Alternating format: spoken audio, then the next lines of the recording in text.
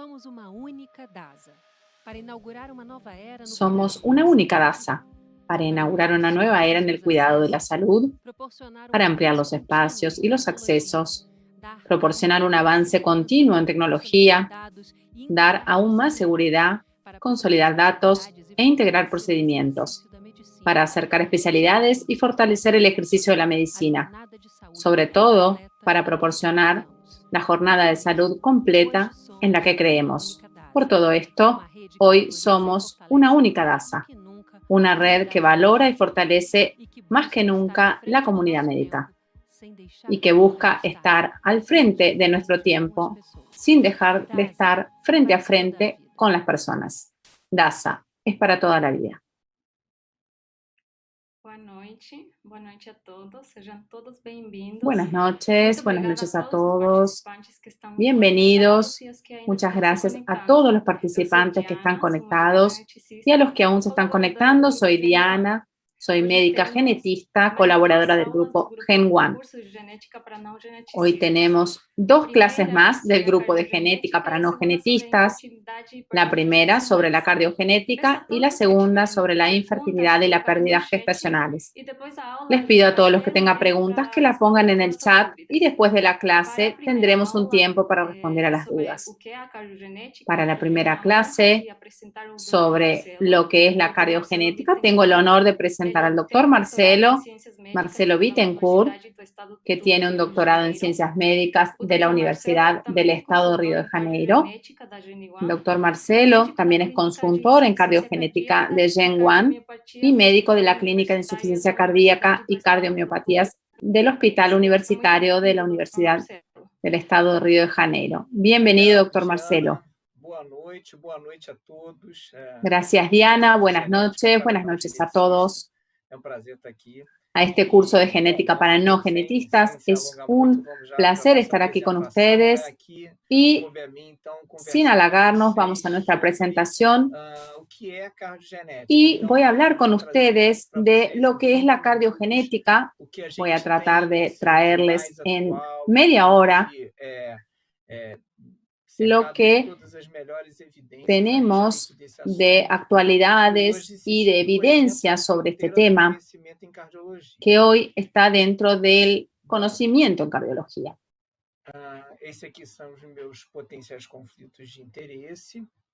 Estos son mis potenciales conflictos de interés.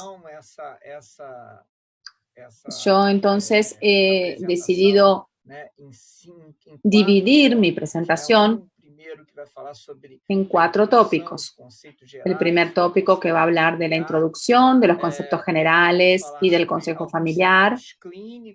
Después vamos a hablar de algunos escenarios clínicos en cardiogenética. Después sobre los rankings de riesgo cardiovascular, que es un avance que promete bastante. Y después vamos a hablar sobre la interpretación y cómo actuar con los resultados de las pruebas genéticas. Vamos a empezar entonces para hablar de un concepto, de un término que sería para abordar la genética cardiovascular. Hoy consideramos a la cardiogenética como una ciencia que estudia el grupo de cardiopatías hereditarias, que son patologías cardíacas bastante heterogéneas, donde están incluidas las cardiomiopatías, las arritmias y los síndromes vasculares como enfermedades de la aorta y la implicación genética y familiar que predispone a la enfermedad cardiovascular precoz. Y todas estas enfermedades tienen como base la implicación genética y la hereditariedad familiar. Estas enfermedades son las principales causas de la muerte súbita en jóvenes y atletas. Y las pruebas genéticas son las herramientas que hemos recomendado entre las principales directrices internacionales para aconsejar al paciente y a los familiares con cardiopatías hereditarias. Entonces, hoy, claro que no se trata solo de esto. Hay algunas razones para realizar una prueba genética, por decirlo así, en cardiología. Aquí, claro que destaca en rojo el consejo familiar porque es la principal indicación y es donde tenemos el mayor costo-efectividad. Pero muchas veces la prueba genética es fundamental para realizar un diagnóstico. A menudo nos da informaciones del pronóstico de la enfermedad y en algunas situaciones también permite un tratamiento más específico. Entonces, todo esto en estos 4 parámetros tiene mucha eficiencia el screening genético y esto tiene un impacto no solo en el paciente, sino también en toda la familia. Y aquí les quiero dejar bien claro y de una forma caracterizada en esta tabla que muestra las principales cardiomiopatías genéticas que también se podrían aplicar a otras cardiopatías hereditarias como algunas canulopatías, en fin, enfermedades sindrómicas de la aorta y algunas características básicas que están presentes en todas estas enfermedades. Primero, el modo de hereditariedad. En las cardiopatías y en las cardiomiopatías hereditarias tenemos un modo de herencia autosómico dominante. Claro que hay otras enfermedades que también están relacionadas a los X, que también se presentan sobre una forma autosómica recesiva, pero una característica bastante presente que prevalece es la forma autosómica dominante de herencia. Otro dato interesante también es la penetrancia, generalmente relacionada a la edad. Entonces, no podemos pensar que en las cardiopatías hereditarias el fenotipo siempre se va a manifestar de forma precoz como en otras enfermedades genéticas y otras enfermedades raras. En el caso de las cardiopatías es muy frecuente una penetrancia más tardía, como por ejemplo en la cardiomiopatía dilatada, donde eventualmente la penetrancia es frecuente a los 60 años. Otra característica bastante presente en las cardiopatías hereditarias es la heterogeneidad genética. Es raro ver y no se ve en un fenotipo cardiovascular un único gen responsable que causa esa enfermedad. Entonces, la heterogeneidad es común. Entonces, en la hipertrófica, por ejemplo, hay más de 15 genes prioritarios que pueden ser los responsables por el fenotipo de cardiomiopatía hipertrófica, con más de 400 mutaciones. En el caso de la dilatada, más de 20 genes identificados. Y bueno, y así sucesivamente. Y esto también es frecuente para las canulopatías, o sea que la heterogeneidad genética es una realidad. Y al mismo tiempo, las correlaciones de fenotipos y genotipos no siempre están tan bien determinadas. Al contrario, hay otro punto que es frecuente en las cardiopatías hereditarias, es el concepto de la expresividad variable, que en esta diapositiva está muy bien mostrado. Aquí tenemos el heredograma de una familia con cardiomiopatía hipertrófica, donde el padre, que está aquí arriba, a los 55 años, tiene una cardiomiopatía hipertrófica que compromete el septo basal, restricto aquí, por una variante patogénica en la proteína C ligante, MPC3, y realmente segregó y transmitió esto a 3 de sus hijos. Y observen qué curioso, el mayor, que es la figura B, manifiesta una cardiomiopatía hipertrófica septal mucho más agresiva que la de su padre, mientras que la hermana, que es la de la figura C, manifiesta una cardiomiopatía hipertrófica básicamente apical. mientras que la hermana que le sigue tiene un genotipo documentado, pero no manifiesta el fenotipo. Así que esto es para que tengan una noción del concepto de la expresividad variable, que es sumamente común en las cardiopatías hereditarias, demostrado aquí en una familia.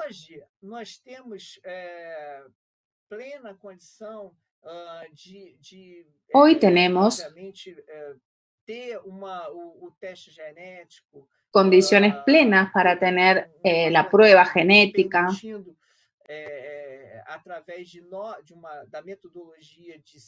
que permite, a través de la metodología de secuenciación de última generación, determinar cada vez más las variantes patogénicas responsables por las cardiopatías hereditarias. Entonces, esta metodología definitivamente ha revolucionado la investigación genética, no solo en cardiología, sino también en todas las enfermedades genéticas. Tiene las ventajas que permite la secuenciación de todas las partes codificantes del ADN y del genoma también.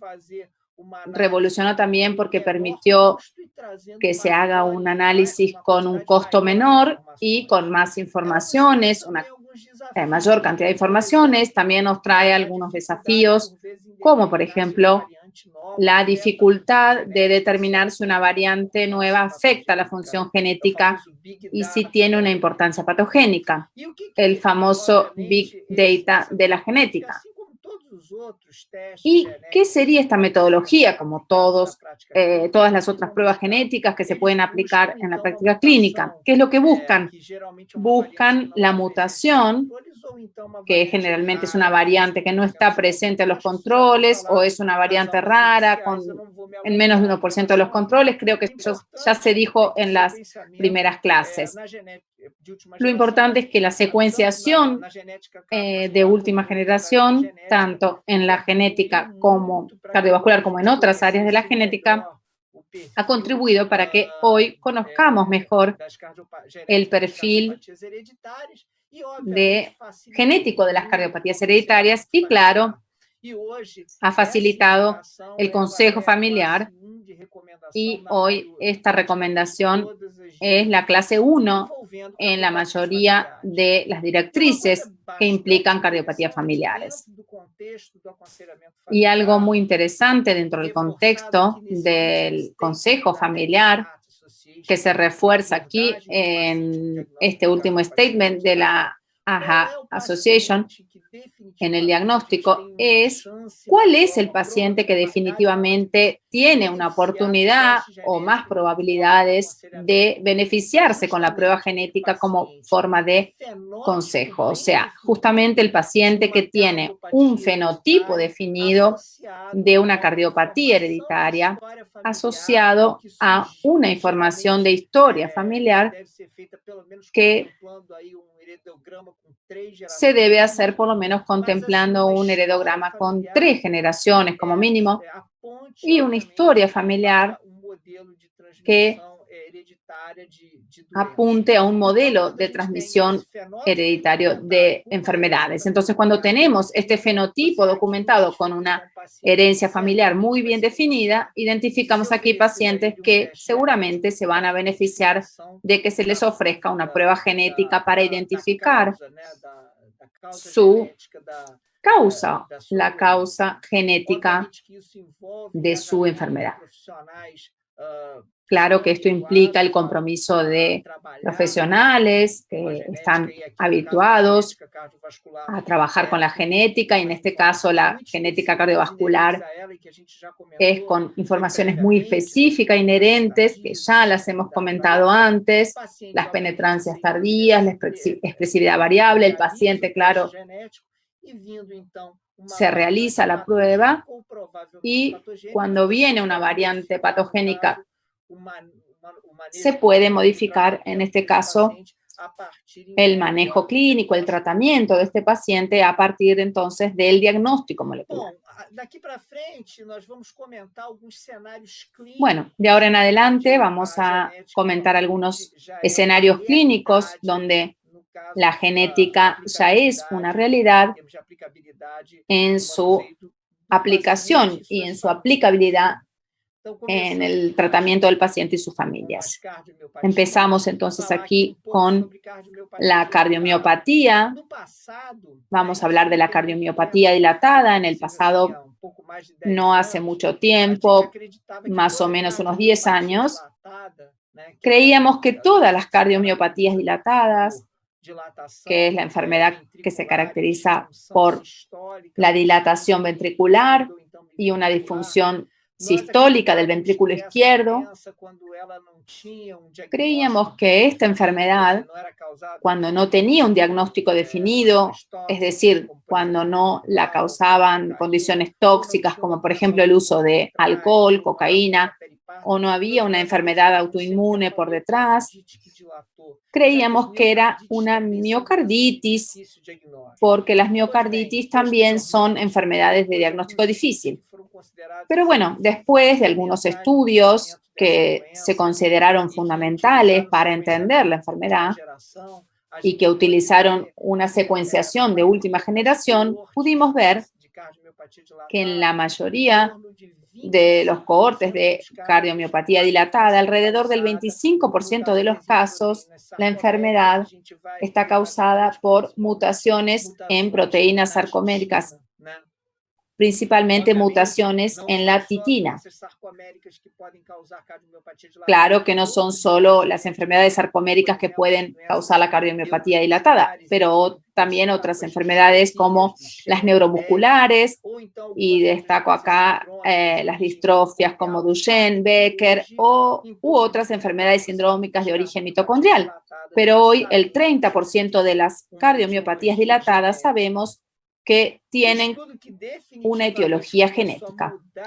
El estudio que cambió todo esto fue este estudio a la izquierda, publicado en 2012, que estudió y evaluó 312 pacientes con cardiomiopatía dilatada, 231 pacientes con cardiomiopatía hipertrófica y 249 con CORT, buscando mutaciones y en el truncamiento de la titina a través de la secuenciación de última generación. La titina, en la figura que está aquí arriba, que representa el sarcómero, es esta proteína que está en naranja, que va de la banda C a otra del sarcómero y sirve de sostén para el filamento grosso. Es una proteína definitivamente de sustentación fundamental para que después el proceso de contracción muscular se haga de una forma adecuada a través de los puentes cruzados entre eptina y miosina. Es la mayor proteína del cuerpo humano, la titina, y lo que encontraron en este estudio fue una prevalencia del 27% de mutaciones y truncamiento de esta proteína en la cardiomiopatía dilatada. Y es interesante también porque en ese momento también con algunos estudios genéticos que se hicieron, con la metodología que se tenía antes del NGS, también se pensaba que era una causa relevante de cardiomiopatía hipertrófica. Sin embargo, en este estudio de New England, la prevalencia de las mutaciones y truncamientos de la titina fueron muy similares a los del grupo control. Y con relación a la dilatada, es que la penetrancia fue de 95% en las personas de más de 40 años, o sea, los pacientes no manifestaban la enfermedad muy temprano. Les traigo también este PLOS-ONE, este estudio con menos pacientes con cardiomiopatía dilatadas, pero que mostró una prevalencia bastante semejante de mutaciones y truncamiento de la titina, en este caso de 23,6%. Claro que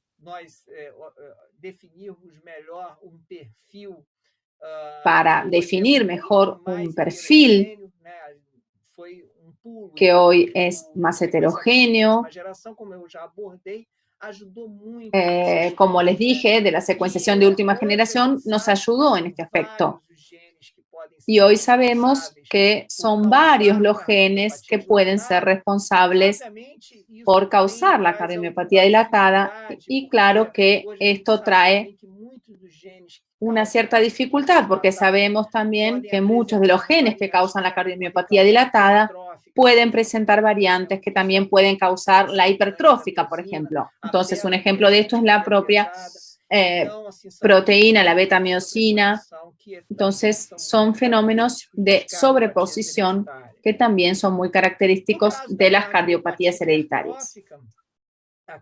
En el caso de la cardiomiopatía hipertrófica, aquí tenemos una enfermedad que es, en la ausencia de otras enfermedades, pueden causar una alteración. El diagnóstico se hace a través de el espesor de la pared en la eco o en la resonancia, o un espesor superior a 3 en la presencia de prueba genética positiva con una historia familiar de miocardiopatía hipertrófica.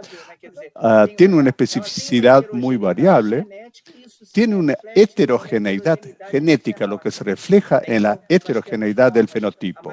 Entonces tenemos formas, la más conocida es la septal, en donde podemos tener hipertrofia, formas concéntricas, con un diagnóstico diferencial, representan un reto también, a veces con espesor mayor en la pared lateral. Eso se debe a la heterogeneidad genética. Hoy sabemos, cuando hacemos pruebas genéticas en cohortes hipertróficos, 40-60% encontramos mutaciones en personas que cambian la proteína sarcomérica. La mayoría de los positivos para la proteína sarcomérica tiene proteína C ligante y otros tipos de mutaciones en las proteínas del complejo como tropomiosina, de capilla C. Son varios agentes sarcoméricos que pueden ser responsables de este problema. En 20-30% no encontramos la causa genética de la enfermedad y de 5-10% de los casos encontramos otras enfermedades genéticas que no son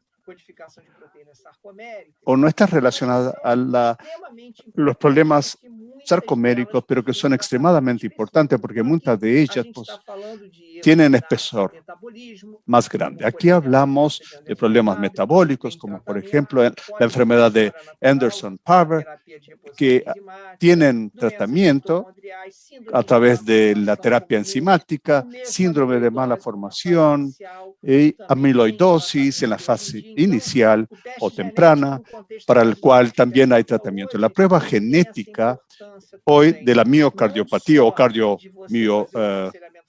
miopatía hipertrófica no solamente requiere también aconsejar a los familiares, pero también sospechar un diagnóstico para el cual se requiere un tratamiento específico. Tanto es así que la última directriz estadounidense de cardiomiopatía o miocardiopatía hipertrófica plantea el screening genético familiar y nos trae una serie de recomendaciones, muchas de las cuales son clase 1.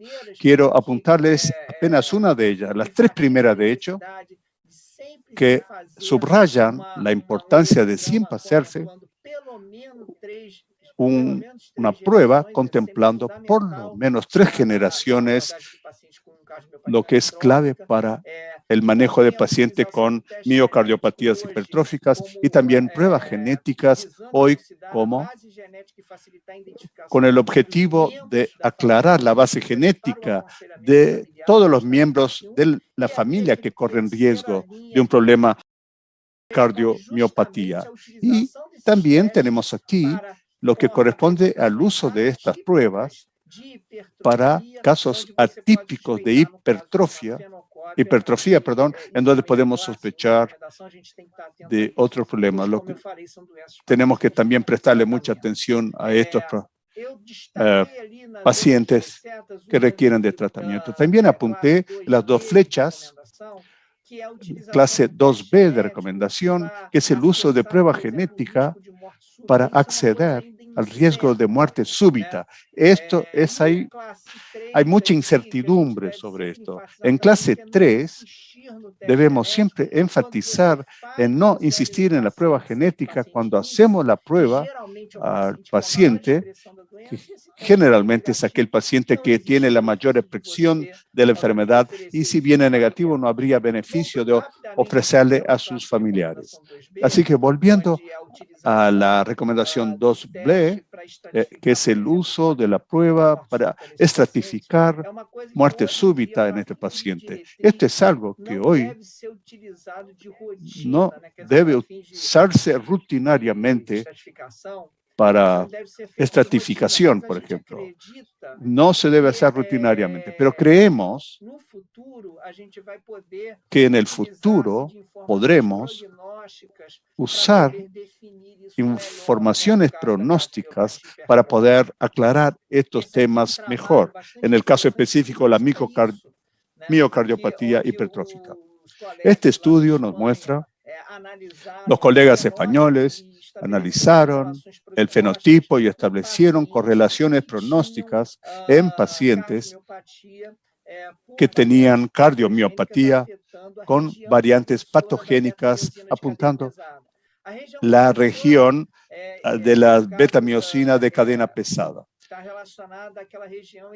Esto tiene que ver con aquella región, con los aminoácidos 709, 777 de PTN, en donde la mayoría de los casos tiene un fenotipo de hipertrófica. Pero hay otros que tienen, por ejemplo, de miocardiopatía dilatada, pero la mayoría era hipertrófica. Y se vio en este trabajo que estos pacientes tenían un número más grande de muerte súbita, eran pacientes más graves, por lo tanto, y que seguramente en el futuro indicaríamos o derivaríamos para que recibieran un tratamiento más específico a partir de su base genética. Ahora pasamos rápidamente a las miocardiopatías restrictivas, que son muy heterogéneas, caracterizadas por un patrón de llenado ventricular, donde esto se da por el aumento de la rigidez del miocardio. El miocardio muy rígido, lo que exige un aumento de la presión ventricular con pequeños volúmenes. Son insuficiencias cardíacas diastólicas que se caracterizan por atrios dilatados y ventrículos chicos. Si hacemos el diagnóstico por el patrón de la función diastólica del ecocardiograma, podemos visualizarlas.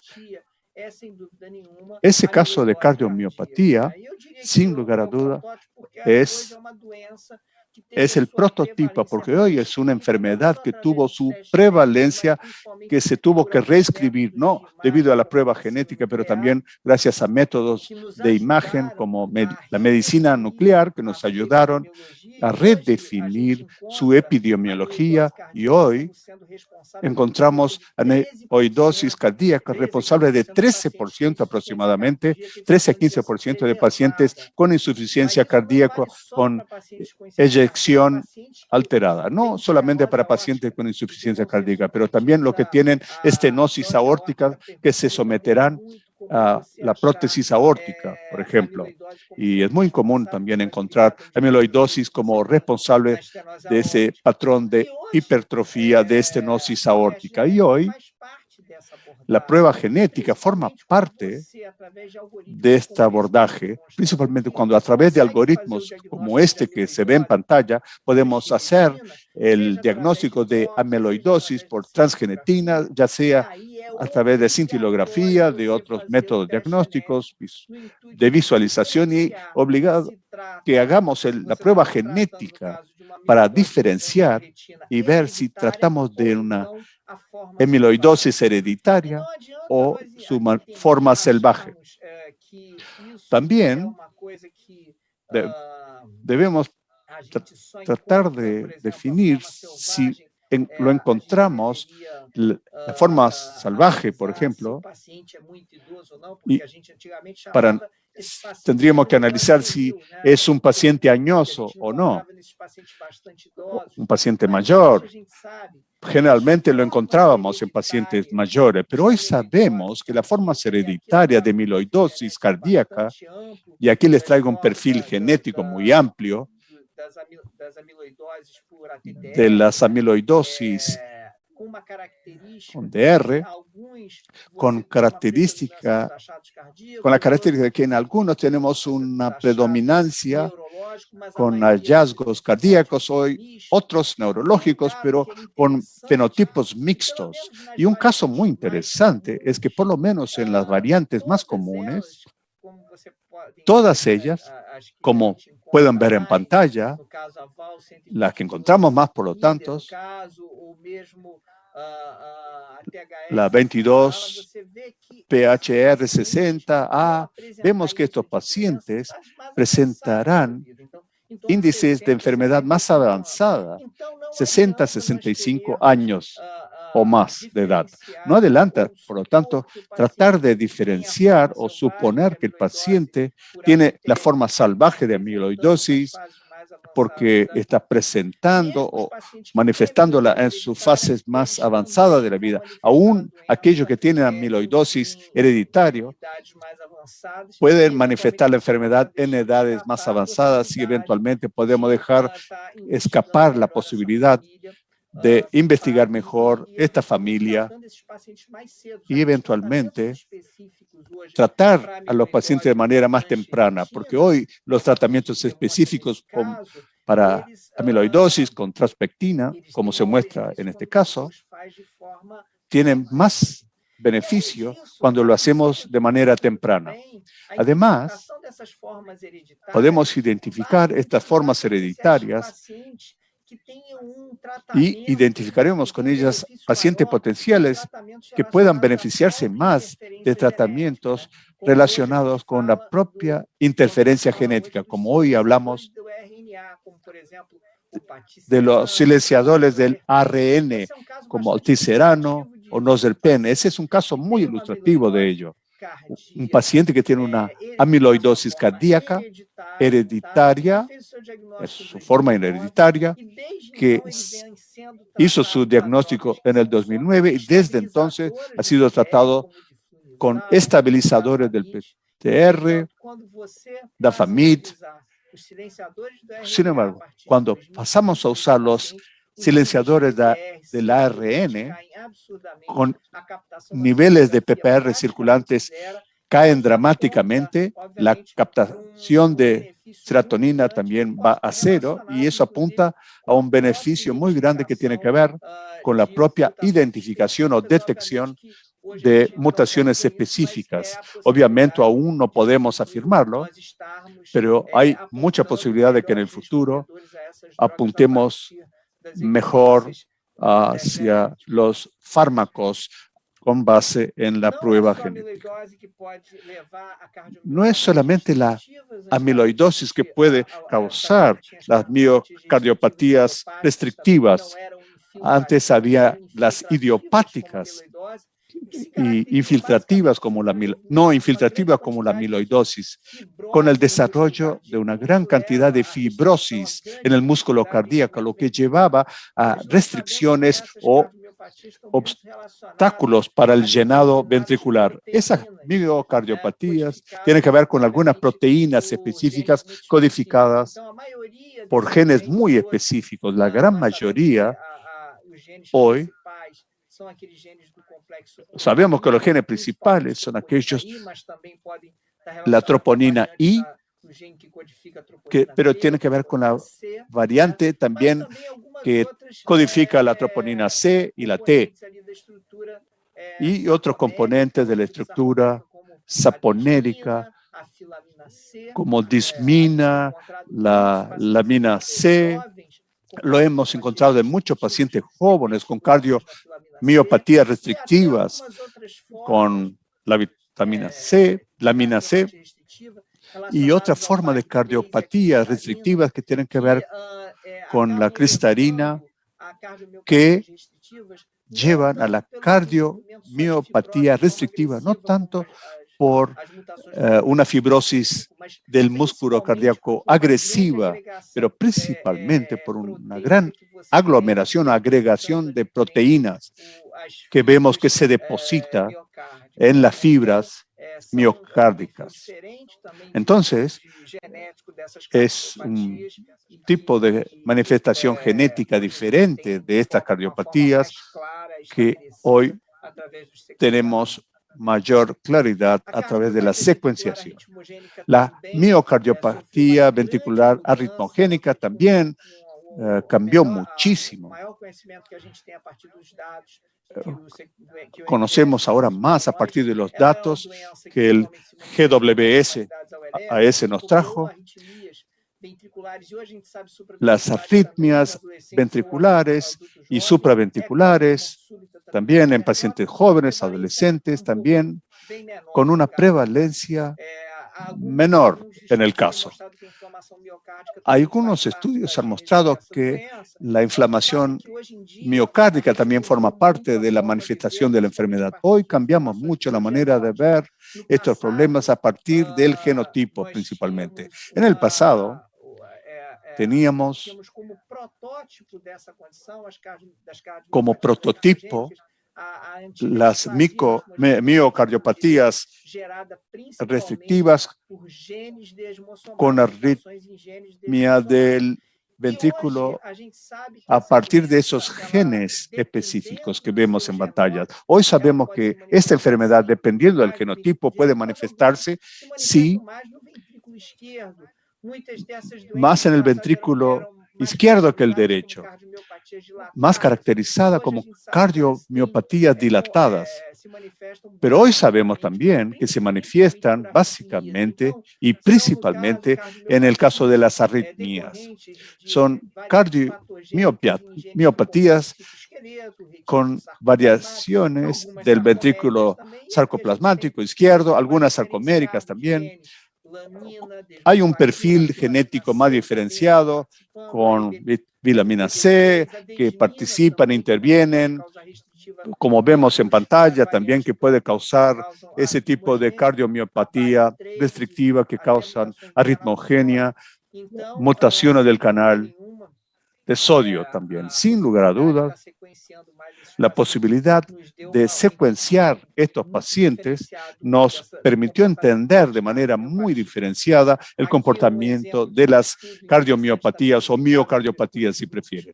Aquí es muy interesante un estudio publicado por este grupo español con 23 pacientes con filamina C, en donde 20 de los casos teníamos un fenotipo predominantemente arritmogénico, pero restrictivo, y 7 de ellos arritmogénico muy bien fundamentado. Estos enfermos desarrollan mucha fibrosis en el miocardio. Son pacientes y la identificación de una variante patogénica como causadora de la miocardiopatía, amilina C, se considera hoy en las directrices como un caso que hay que considerar un implante de cardiodesfibrilador. Salimos de la cardiomiopatía si vamos a otros problemas y las pruebas genéticas también son una realidad para tratar a estos pacientes. Así que tenemos posibilidad de identificar pacientes que tengan variantes patogénicas en los canales de potasio, KCNQ1 o LQT1, y que pueden llevar, dependiendo si la variante lleva a una ganancia o pérdida de la función de estas proteínas y elementos que componen los canales, tenemos o podremos tener fenotipos más diferenciados. Por ejemplo, una mutación, pérdida de función KCLQ1 puede llevar a estos problemas. Sí, sin embargo, es una ganancia de presión. Tenemos LQT1. Aquí tenemos diversos comportamientos que causará la variante patogénica en estos elementos iónicos de las cardiomiopatías o miocardiopatías. Algunas otras informaciones muy importantes. Este es un estudio que se llevó a cabo. Bueno, es una lástima que no podemos mostrarlo todo, pero es muy interesante porque tomó pacientes con síndrome de Brugada y comparó a pacientes en donde pudimos identificar variantes del canal de sodio responsable de la enfermedad y otros casos en donde la prueba genética fue negativa. Y podemos ver a través de este estudio que los pacientes que presentaban mutaciones en el canal de sodio y tenían pruebas genéticas positivas, tenían un comportamiento mucho más definido, con más arritmia, con necesidad de desfibrilador, y cuando se hacía el mapeo de la zona ritmogénica era mucho más grande en pacientes que tenían una prueba genética positiva comparada con las que tenían resultados negativos. En este caso del fenotipo específico del síndrome de Brugada, la prueba genética ayuda a identificar pacientes más graves. Otro ejemplo que podemos considerar una cardiopatía hereditaria y una enfermedad metabólica es la hipercolesterolemia, que lleva a la enfermedad vascular precoz. Es una enfermedad subdiagnosticada en general en toda la población. En los cortes más controlados tiene una prevalencia de 250, pero estimamos que en la mayoría de los países estos diagnósticos no se hacen. Creemos incluso que en Brasil se hace menos de 1% de estos diagnósticos. Y esto tiene una gran importancia porque cuando comparamos y vemos el tratamiento con estatina de forma precoz, identificamos y tratamos de forma precoz, cambiamos completamente la curva de sobrevida.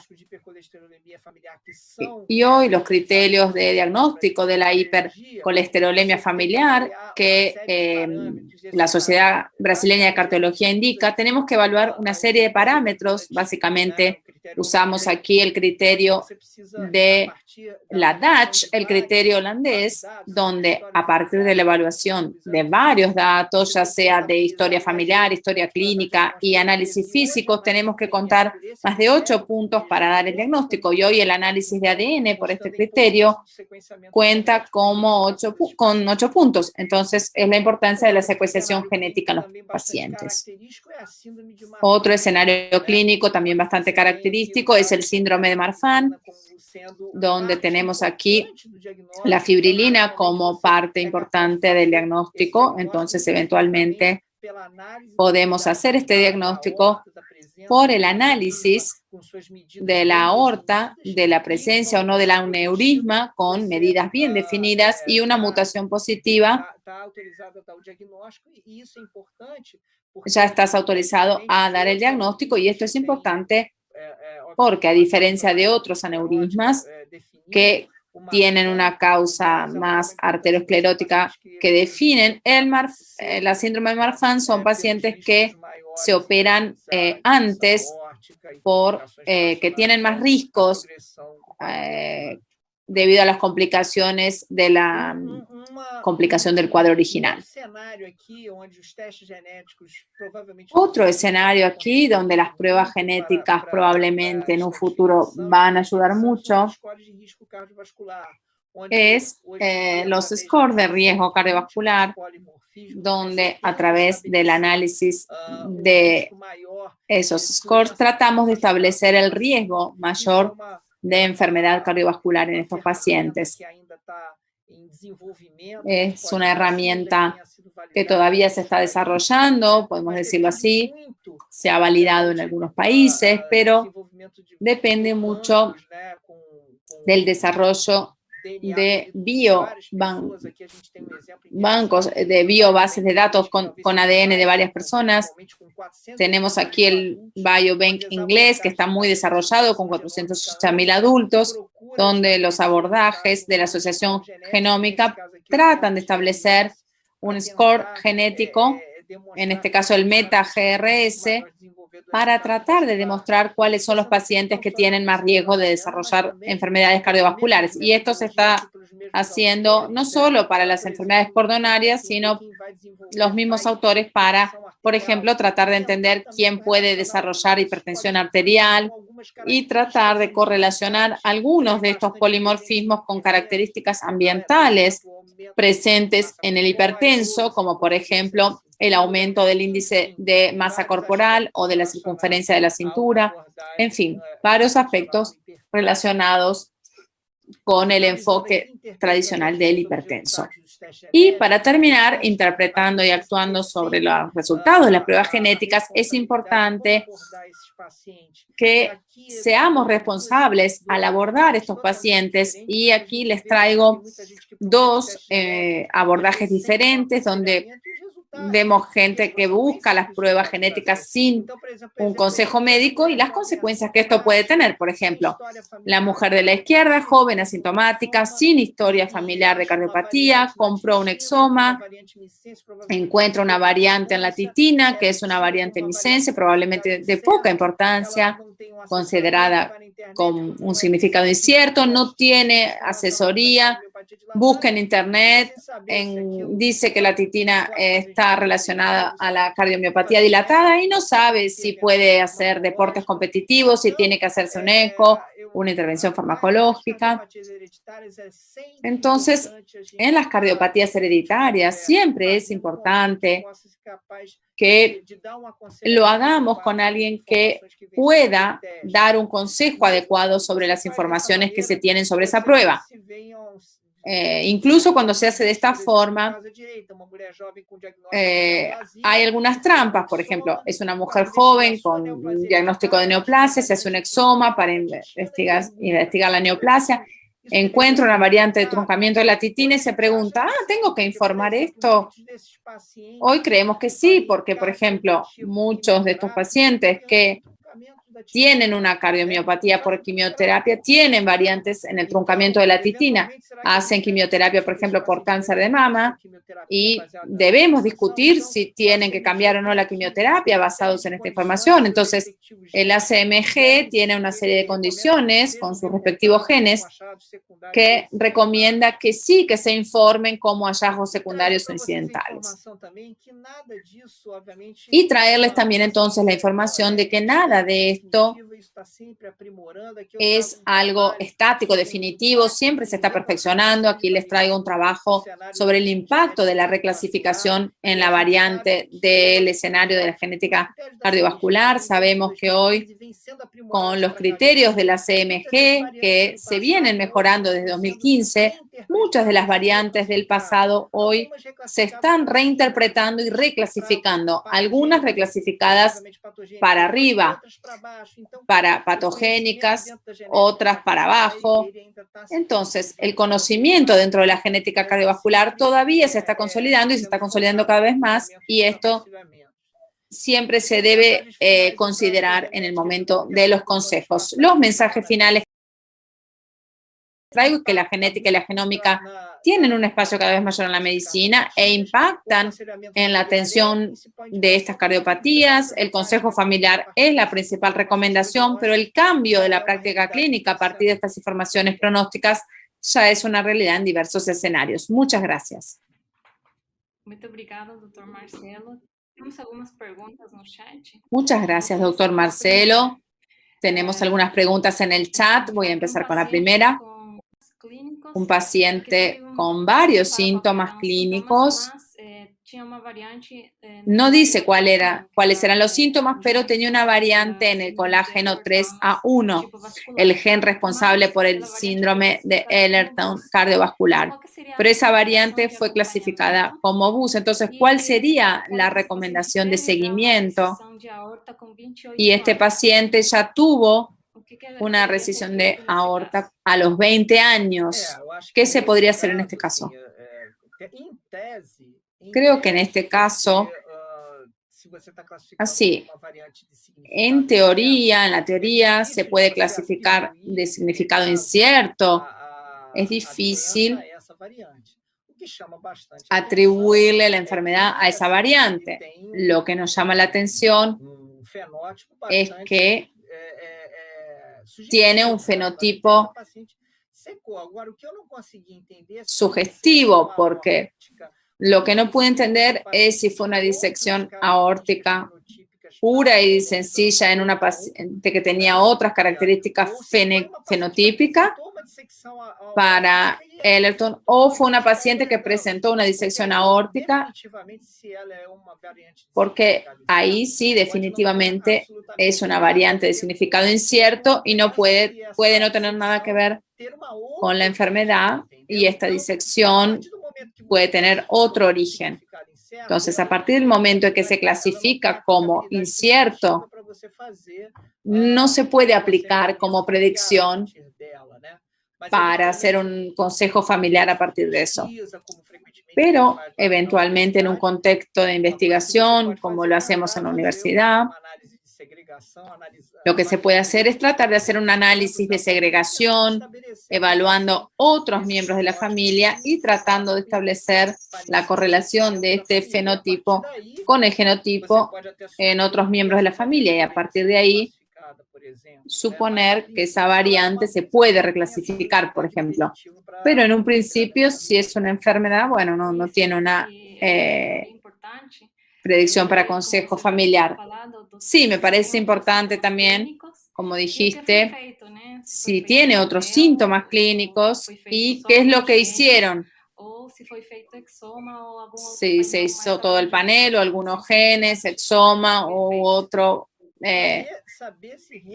panel más amplio. Saber si realmente el fenotipo era característico y qué otros síntomas y señales eran característicos. Eso me parece que es lo que sería fundamental, no atenerse solo al dato de la disección aórtica.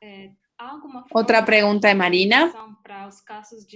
¿Hay alguna forma de predicción para los casos de expresividad variable que salen del fenotipo esperado por el fenotipo parental? No los conozco. En un principio, la expresividad variable es una característica de las cardiopatías hereditarias y es uno de los elementos de dificultad.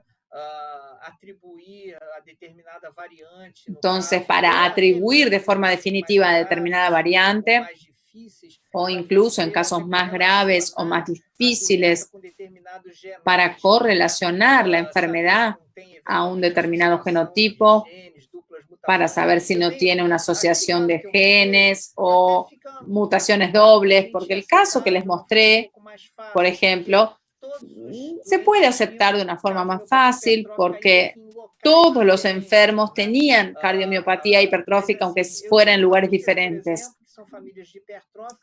Pero hay familias, por ejemplo, familias de hipertróficos donde algunos enfermos evolucionan a formas dilatadas o formas de no compactación, y eso hace que la investigación sea muy difícil, porque si uno no conoce el resto de la familia y va a investigar al paciente, le puede pedir el panel de la dilatada y no de la hipertrófica. Entonces, si no estamos atentos a posibilidades de que el gen puede causar varios fenotipos, nos perdemos ahí. Y el propio consejo en sí se ve perjudicado. Entonces, yo creo que la expresividad variable es una característica y la veo también como una dificultad para interpretación de algunos casos. sobre a última coisa que você falou, Sí, otra pregunta. quando tem uma história familiar pobre? Ou seja, tem paciente ¿Qué cujo hacer avô cuando hay una historia familiar faleceu pobre? com Un diagnóstico de paciente cardiomiopatia dilatada, mas só que tinha isso naquela su época e nada abuelo mais. O pai falleció do con el paciente diagnóstico faleceu de num cardiomiopatia acidente de dilatada, pero tenía trânsito solo eso. El padre novo mesmo, falleció en un então tudo accidente mais. de E o paciente tránsito agora é muy adulto joven y jovem. el paciente O que ahora fazer nesse caso? es un Vai adulto pedir joven. Entonces, ¿qué para hacer en faça este caso? um teste? ¿Hace otra prueba? Sí, lo que establecemos y lo que consideramos importante es establecer el fenotipo. Este paciente, este enfermo, hay que ver si en este caso no hay una herencia familiar determinada, hay una historia de una cardiomiopatía dilatada, pero con poca información. Recuerden que la cardiomiopatía dilatada puede ser genética en 25 a 30% de los casos, pero hay un 70% de casos que son adquiridas. Entonces, partir a un diagnóstico genético de una me parece que no es adecuado. Entendemos que consideramos que este paciente lo tiene que ver un clínico, un cardiólogo, y debe establecer si tiene un fenotipo compatible a través de la historia, del análisis clínicos, de los métodos complementarios, como un electrocardiograma, un ecocardiograma, una resonancia, y ahí establecer el fenotipo y también, bueno, tiene la enfermedad, tiene la cardiomiopatía dilatada, no tiene otra causa que justifique esta cardiomiopatía, ahí sí se va a beneficiar. Aunque no tenga una historia familiar documentada, sí se va a beneficiar de la prueba genética para tratar de establecer el diagnóstico molecular de la enfermedad. Tenemos una otra pregunta de Julia. Sí, claro, seguramente. Tenemos otra pregunta de Julia. Si hay una predisposición genética para la enfermedad cardíaca, ¿existe algún tratamiento de prevención para que evolucione la enfermedad o no? Depende. En la gran mayoría de los casos no tenemos. Y depende también de la situación. Por ejemplo, mencioné Marfan, que no son situaciones para prevenir, ya están en el tratamiento específico. Pero, por ejemplo, pacientes en los que se identifica un genotipo, por ejemplo, en la asesoría genética, y no manifestaron la enfermedad, no hay nada que se pueda establecer para prevenir que desarrolle la enfermedad. Por ejemplo, en la dilatada hay un pariente, tiene una madre con una cardiomiopatía dilatada por un truncamiento en la titina y lo identifica, pero todavía no la manifestó la enfermedad. No hay nada que compruebe que se pueda entrar con una medicación, con un beta bloqueador o con un inhibidor de enzimas que se vaya a prevenir la enfermedad. No lo tenemos documentado en esa cuestión de la cardiomiopatía hereditaria. Lo que sí hay es que en algunos casos la genética permite tomar algunas decisiones, pero ahí la persona ya tiene la enfermedad. Por ejemplo, hay un enfermo con una cardiomiopatía dilatada, como dije en la clase, pero tiene una variante en la alanina, por ejemplo, que es un gen que está asociado a la muerte súbita.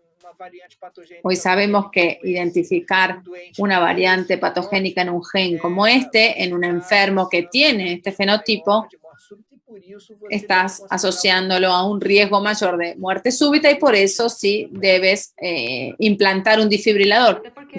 Pero ahí ya, bueno, ya la tiene la enfermedad. Sí, incluso como dijiste, algunas de las cardiopatías en general tienen una penetrancia incompleta y una expresividad variable. Entonces, no habría cómo prevenirlas, pero bueno, se puede hacer un seguimiento. Sí, justamente. Hay pacientes que no lo manifiestan tan temprano, por ejemplo, la propia amiloidosis. Sí, justamente esto. Y una última pregunta, ¿qué hacer cuando uno tiene en la familia dos fenotipos un poco diferentes? Es decir, una cardiomiopatía hipertrófica en la familia materna, pero hay una arritmia en la familia paterna. ¿Qué se hace? Se hace una prueba de un panel de los dos. Bueno, ahí se basa solo en la historia familiar. Lo más importante, a partir del momento en que uno tiene un paciente, que le vas a pedir una prueba genética a partir de varias informaciones, entre ellas la historia familiar, lo más importante es definir el fenotipo del paciente. Porque eventualmente la historia familiar, por ejemplo, puede ser de arritmias que no tienen nada que ver con un tema genético. Entonces, la historia familiar se debe tener en cuenta, pero para pedir un panel específico hay que ver cuál es el fenotipo del paciente. Si un paciente tiene un fenotipo de cardiomiopatía hipertrófica, le vamos a pedir la prueba específica para esa cardiomiopatía. Se puede ampliar si el paciente tiene, como ya lo discutimos en algunos casos, una sobreposición de fenotipos, por ejemplo, el que discutimos ayer, un paciente con cardiomiopatía hipertrófica con síndrome de Kettelon. Ahí sí se puede ampliar este panel a un panel de cardiomiopatías y arritmias o arritmias generales que contemple genes de la hipertrófica. Ahí sí se aplicaría en este caso, pero si no es así, es el fenotipo del paciente lo que lo define. Bueno, le agradezco al doctor Marcelo. Llegamos al final. Muchas gracias por su excelente clase y por sacar todas las dudas de los participantes. Ahora haremos una breve pausa y ya volvemos para la segunda clase de hoy. Muchas gracias. Yo les agradezco. Un abrazo.